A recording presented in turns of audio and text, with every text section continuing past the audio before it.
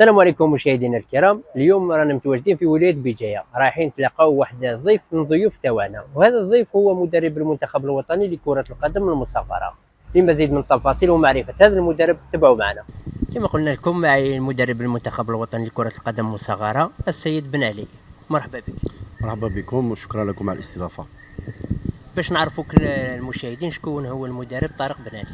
بن علي طارق من ولاية بجاية، مدرب نادي مشعل بجاية، اختصاص فوتسال لمدة تقريبا 7 سنوات. كانت خبرة جيدة، والآن رانا في مشروع جديد إن شاء الله للجزائر.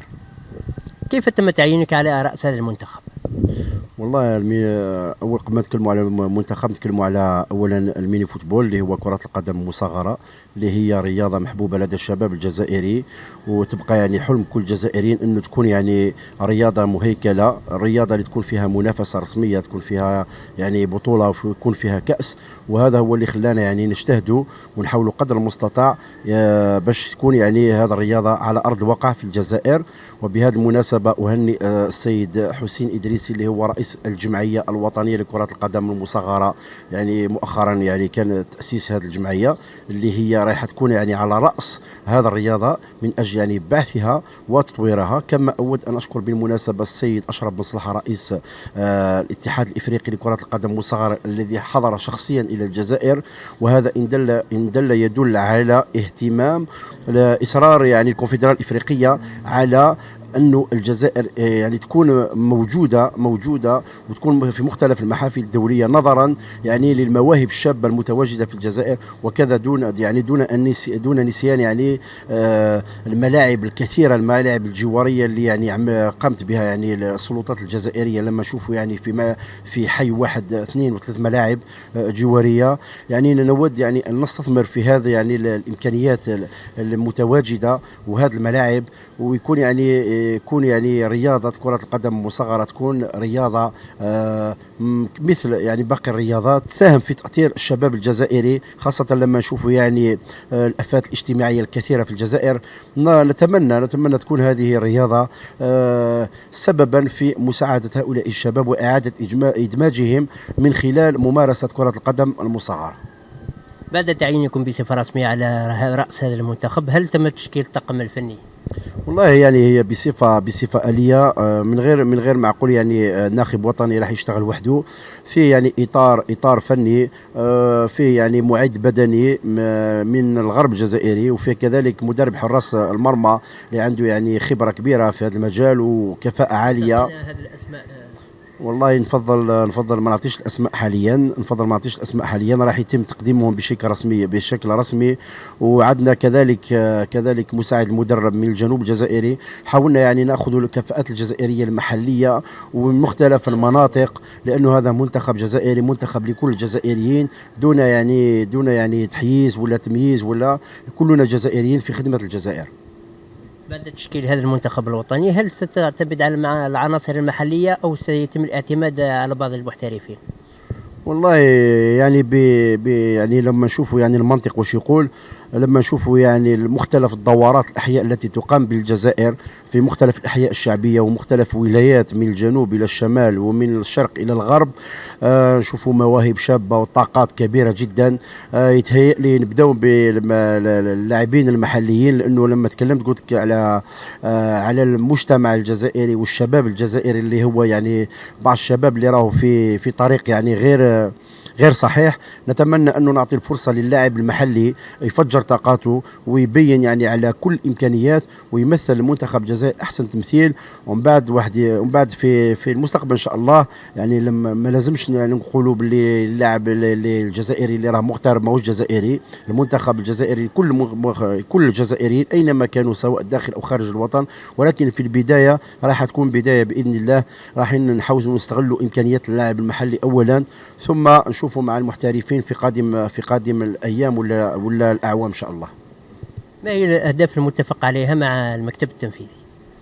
والله هي بدايه، هي يعني رياضه جديده، حتى منتخب راح يكون منتخب جديد، بما انه يعني فيه يعني مقابله استعراضيه كبيره ضد المنتخب النيجيري، اذا اراد الله ان شاء الله راح تكون في نهايه جوان. يظهر لي على المدى القصير هو تكوين منتخب تنافسي، منتخب قوي على كل المستويات.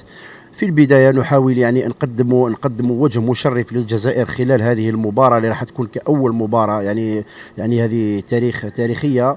في أول مباراة نحاول نقدم الوجه الحقيقي لكرة القدم المصغرة في الجزائر، لأنه تعرف أنه الدول الأخرى عندهم منافسات وعندهم يعني بطولات محلية وبطولات وطنية في بلادهم، وإحنا مازال ما وصلناش لهذه. والهدف تاعنا الأسمى على المدى المتوسط والبعيد هو انه تكون منافسه رسميه، تكون بطوله وتكون فيه كاس، ومن ثم ان شاء الله راح يكون يعني منتخب يكون وليد هذه المنافسه، يكون وليد هذه البطوله والكاس، وان شاء الله راح يكون المنتخب. يعني في البدايه يظهر لي انه راح نتعاملوا مع المكاتب الولائيه والجهويه المتواجده في مختلف الوطن. رايح كل واحد يعطينا يعني قائمه للاعبين اللي يعني يكون عندهم ميزات وخصائص اللاعب كره القدم مصغره. ما يخفالكش انه لاعب كره القدم مصغره عنده ميزات مختلفه كثيرا على لاعب كره القدم العاديه اللي هي فوت 11 كره القدم يعني 11. راح ناخذوا بعين الاعتبار القوائم، ومن بعد راح يكون يعني انتقاء اولي انتقاء اولي ثم ثاني وانتقاء نهائي. نحاولوا يعني تكون عندنا قائمه 25 لاعب او 28 لاعب، يعني لما نقولوا 28 لاعب او 25 لاعب يعني في كل منصب راح يكونوا اثنين لاعبين. نحاولوا ان شاء الله تكون عندنا كما يقولوا يعني البذره الاولى المنتخب الاولي، من بعد نخدموا يعني التنسيق بينهما، نحاولوا نخدموا العمل يعني التقني والتكتيكي والتهيئه البدنيه، يعني يكونوا مهيئين بدنيا، خاصه المقابله اللي هي قريبه جدا المنتخب النيجيري. من ثم ان شاء الله راح يكون يعني التقييم، ونشوفوا يعني وش هو الموجود، وش هو الناقص، ونحاولوا التصحيح والتطوير، وان شاء الله يكون عندنا منتخب قادر على تمثيل الجزائر في مختلف المحافل الدوليه احسن تمثيل. نعلم أن ولاية قسنطينة ستحتضن ملتقى دولي خاص بكرة القدم المصغرة، وبصفتك عضو باللجنة الإفريقية لتطوير استراتيجية هذه اللعبة، ماذا تنتظرون منها؟ اولا قبل ما نتكلموا على افريقيا نتكلموا على الجزائر. هو الهدف الاول احنا يعني اطارات جزائريه هو اولا بعث رياضه كره القدم المصغره في الجزائر، ثم محاوله تطويرها على مستوى المحلي والوطني، ثم نعود الى افريقيا. لانه في البلدان الاخرى يعني لما نشوفوا مصر تونس وليبيا ومختلف الدول يعني الافريقيه كالكونغو وغيرها عندهم يعني كره القدم المصغره عندها سنين. اقل يعني الدوله اللي عندها المده القصيره وين بدات كره قدم مصغره نلقاو 5 سنوات 4 سنوات. احنا في الجزائر مازال ما عندناش حتى يعني بطوله.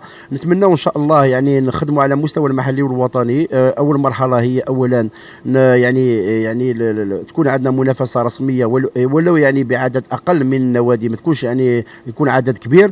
نحاولوا يعني نشوفوا النوادي يعني المهيكله، النوادي اللي عندها يعني امكانيات سواء بشريه سواء يعني ماديه تقدر يعني تخدم هي كذلك على مستوى يعني الداخلي على تطوير اللعبه. لانه لما نشوفوا يعني ما هو موجود في الجزائر من مواهب سواء في الغرب الجزائري ولا الجنوب ولا الشمال ولا الغرب ولا الشرق، يعني عندنا طاقه بشريه هائله جدا. نحن نريد ان نستغل هذه الطاقه البشريه لكي يعني تكون يعني كره قدم مصغره. هذه كره القدم المصغره يجب على العام والخاص ان يدرك انها ستخدم حتى كره القدم العاديه اللي هي فوت 11.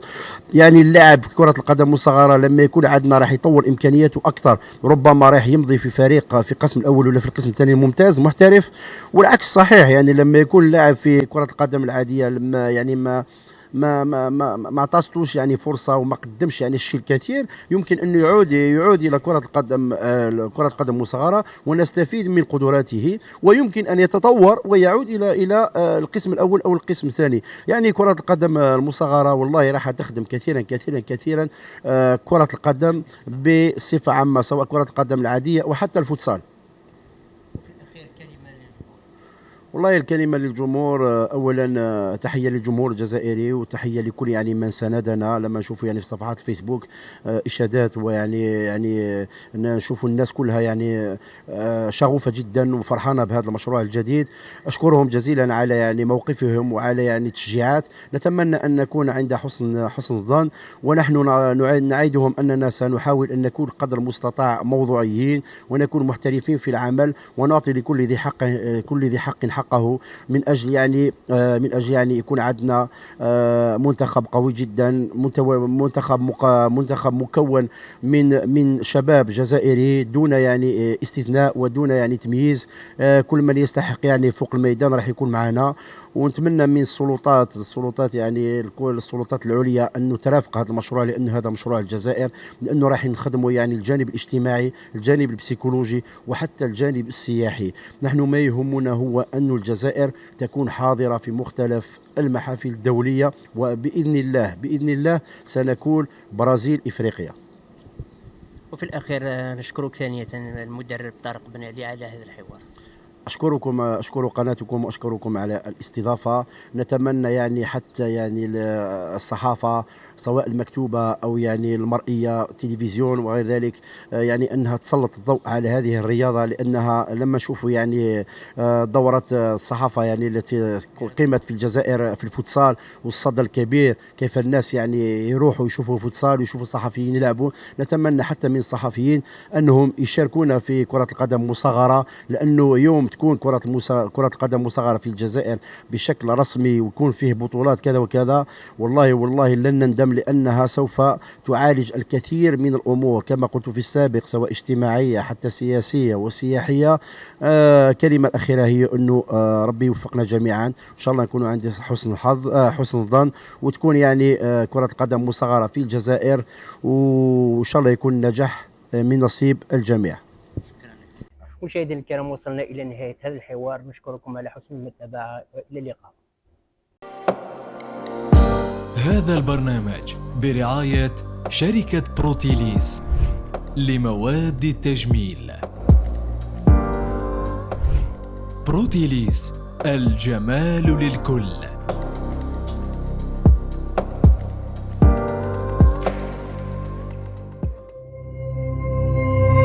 زيرتوب، أول قناة إلكترونية في الجزائر.